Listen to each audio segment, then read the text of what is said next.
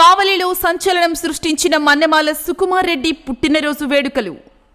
ఒక నాయకుడిని జనం నమ్మితే ఎంతగా ఆరాధిస్తారో చెప్పడానికి కావలి పట్టణంలో శనివారం జరిగిన మన్నెమాల సుకుమార్ రెడ్డి జన్మదిన వేడుకలే నిదర్శనం. కావలి నియోజకవర్గంలో ప్రజలు మెచ్చిన నాయకుడిగా అందరి ఆదరాభిమానాలు పొందుతున్న మన్నెమాల సుకుమార్ రెడ్డి పుట్టినరోజు వేడుకలు పట్టణంలో శనివారం ఘనంగా జరిగాయి.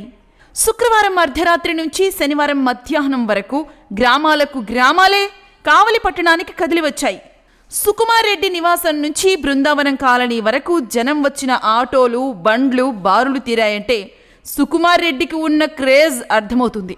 శుక్రవారం అర్ధరాత్రి నుంచి వస్తున్న జనం తమకు తోచిన రీతిలో శుభాకాంక్షలు చెబుతుంటే, యువకులు చిన్నవో పెద్దవో కేకులు తెచ్చి కట్ చేయిస్తుంటే సుకుమార్ రెడ్డి చిరునవ్వుతో అందరినీ సాదరంగా రిసీవ్ చేసుకున్నారు.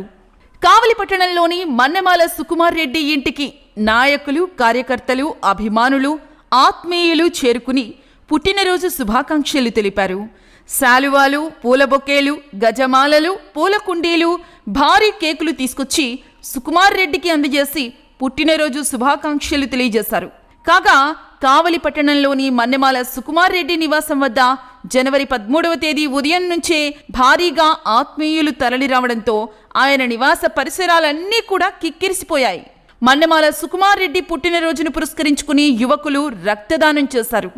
పుట్టినరోజు శుభాకాంక్షలు తెలియచేసేవారు చూపిన ఆత్మీయ అభిమానంతో మన్నెమాల సుకుమార్ రెడ్డి తన్మయత్వంతో ఉప్పొంగిపోయారు.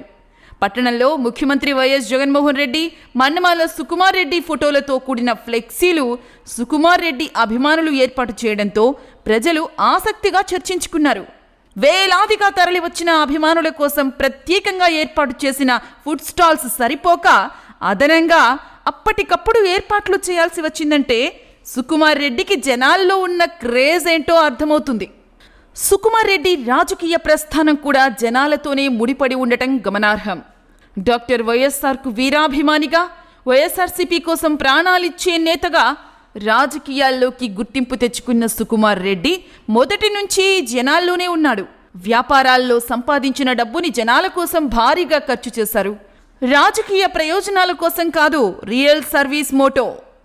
అఫ్కోర్స్ రాజకీయాల్లో ఉన్నవాడే, కానీ ఎందరూ రాజకీయ నాయకులు సొసైటీ కోసం, కార్యకర్తల కోసం తమ జేబుల్లో నుంచి తీసి ఖర్చు పెడుతున్నారు. 100 కోట్లు సంపాదించినా సరే చేయి విదల్చరు, ఎవరికీ ఏ సాయం చెయ్యరు. కానీ ఈయన డిఫరెంట్. కార్యకర్తలకు ఏ అవసరం వచ్చినా ధారాళంగా ఆదుకుంటాడు. కరోనా సమయంలో కార్యకర్తలతో పాటు సామాన్య ప్రజలకు ఏ స్థాయిలో అండగా నిలబడ్డాడో ప్రజలందరికీ తెలుసు. కాకపోతే మన్నెమాల సుకుమార్ రెడ్డికి చేసిన మేలును, సాయాన్ని బయట చెప్పుకునే అలవాట్లేదు.